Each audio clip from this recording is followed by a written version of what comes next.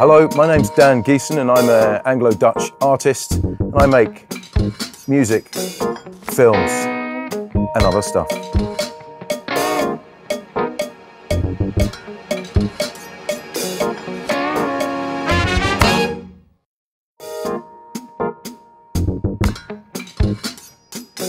My first films were made in Hong Kong when I did a residency at the Swire School of Design, and I bought a camera and I started making photos, really, just still images, still films of moving stuff. First film I made was a children's thing on a spring and it just went whoop, whoop, whoop, whoop, whoop, and they were just kind of absurd observations, still images. I was using this video camera really like a photography camera or making drawings, making simple, moving observations in time. So they had a beginning and an end, but they could have just gone on, I guess, forever. When I attended the ateliers and I got into the ateliers, they had one video camera, that Hi8, that didn't really work very well and broke the tapes. So I got into the ateliers with more strange observations, like sharpening a pencil in a drill and going zzz, and then that was it, or throwing snowballs at a wall, making declarative statements with a megaphone. And what did they thought when you arrived there? Well, they saw something similar to what they had done. They perhaps saw an extension of what they were doing in the 70s. I didn't quite know what I was doing. I was making documenting my time as a petrol pump attendant on night shift in England, paying off my student loans because I was back in Sussex. I didn't know anybody, and I was working Friday night, Saturday, Sunday, and Monday, and good for social life. Teaching one day at Hastings Art School. When I was doing these films at the ateliers, it just felt like I was repeating what I'd already done, and I didn't really know where it was going. What I wanted to do was to take this index of observations and make a bigger work. I wanted to connect them. I wanted to make a story, really, but I didn't know how to connect them in a filmic narrative. I didn't associate Rupsje nooit genoeg, what's that, the hungry caterpillar, with, oh, that's a story, I can use that as a structure. I didn't know about a hero's journey. I didn't know about 3-act structure, basically. I didn't, and the ateliers was definitely not a film school. So what I did, I started making drawings in space with sticks in very big rooms. And these drawings were non-linear narratives. They were connecting parts of my remembrances of things past, kitchen units, tables in certain rooms from England, and then my bed sit in Holland. And they were drawings in space that you walked through. But for me, they were my first films. I started this at the ateliers. I was making things very intuitively. And what I was doing, I was using my photography camera equipment with a motor drive, and I would shoot at 4 frames a second. So I had a big Nikon and I would make films with 35mm slides. I would get loads of this slide film and I would shoot moving pictures in the city of Amsterdam, and then cut this literally with scissors and stick it with tape, and then pull it as a long roll underneath a rostrum camera that was grabbing at 3 or 4 frames a second. So I would get this very kind of broken with black lines jumping all over the place. So I said it was the first film that I made at the ateliers, which was pulling this roll of slide film underneath a rostrum camera and creating. It wasn't narrative though; it wasn't 3-act structure. And the first film that had that really was The Garden, and The Garden was made also with slides, alternating 2 shots, which I discovered by swapping 2 slide projectors with a vicar in England for a Nikon F3. So this technique, this and then and then that's how this scenario was made. And Esther, my girlfriend, who was at film school, she had an understanding of this 3-act structure and how it can be can glue this stuff together, you know. And that's this story of being a gardener, what happens in the rhododendrons. All of this stuff is kind of came from when I was a gardener in St. Mary's Convent in Mayfield.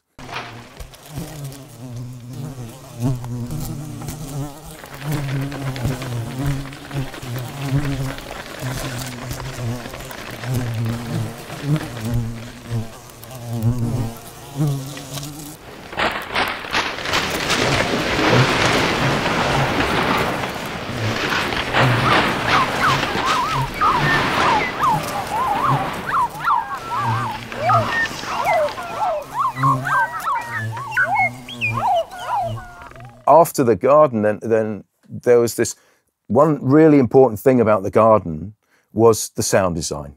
Now, the sound design came from me asking my dad, can you help me make the soundtrack? And I was very interested in music from the body and all these sampled sounds and how they create a narrative. Mm-hmm. So I recorded I had my first Sennheiser shotgun microphone. So I would make these sounds, for example, sweaty hands on a wheelbarrow. And I started going, strange percussive sounds. And he put them in a sampler, I think it was an emulator. And then he played them as a kind of and built up this soundtrack. So my dad made the soundtrack. I did the sound recording, and Esther and I were there when we were doing this. He was doing it and putting it then in Pro Tools. So it went into the computer, and we just kind of moved these and made this composition. After that, I made a lot of my own films on VHS, but also on Super 8. And the Super 8 films, for example, Flood was the first film where I used music to, in a way, narrate the story. But it wasn't made in a way that the music was the score to the film. The music was developed in parallel to the film. Was so the dialogue? Well, yeah. So there was it was to do with perceptions, really. And this became very relevant later on, when Esther was doing her films and I was doing the sound.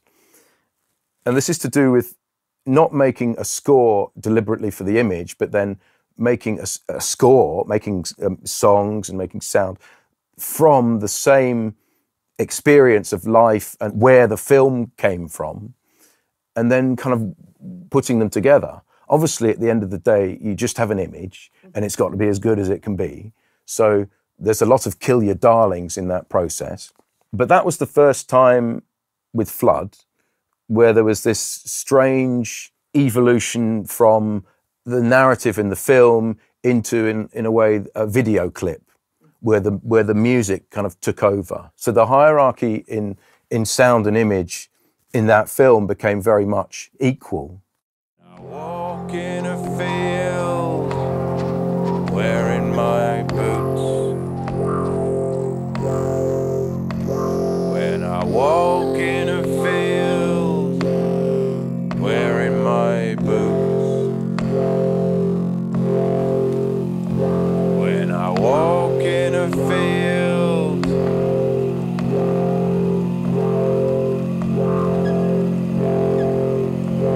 when I walk in a field,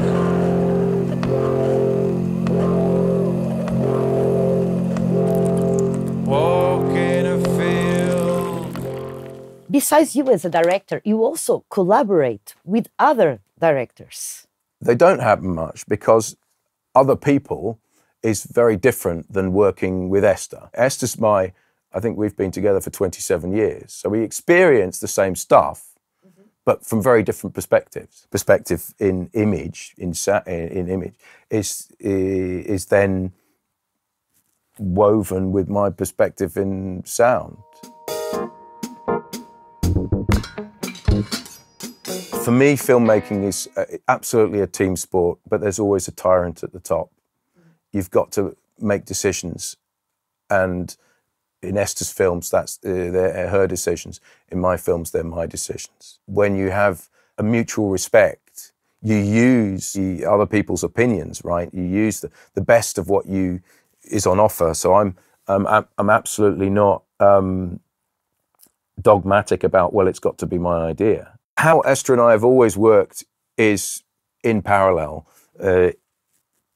If it's her story, then the film is made, and I'm going along and I'm looking at the locations, looking at the actors. I'm probably going to the maybe the casting or the repetities of.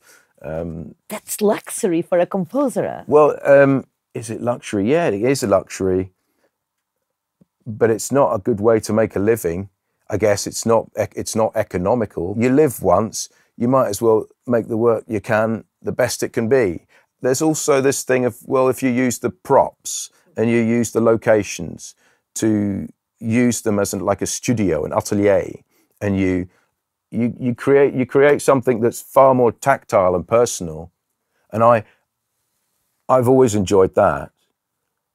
The anecdotal, oh, that's my wheelbarrow, that's my dad's wheelbarrow, or that's Rivka doing sit-ups. That's everyone around the house banging on the windows or scratching, recorded in 5.1. There are many things like that kind of personal connection to the sounds in sound design that I cherish, absolutely. One of the sounds that this is the tactility thing that I was talking about. My sounds, it's me shitting with a cardioid microphone in the. So this is one of the things that I was talking about. I want to hear the shitting. The shitting, right? You want to hear the shitting? This is the.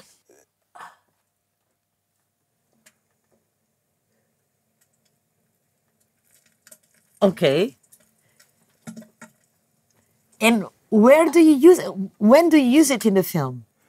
This is when the mushroom comes out of the girl's mouth when she's suffocated. So it's really quite logical. If you think of, well, it's got to kind of like stretch its way out of her airways and come out of her mouth. So kind of shitting is really quite a logical choice. Yeah. Who recorded it? Me. Oh. Me on the toilet. So that's that. So that, and right, toilet. This is toilet timpani. Yeah.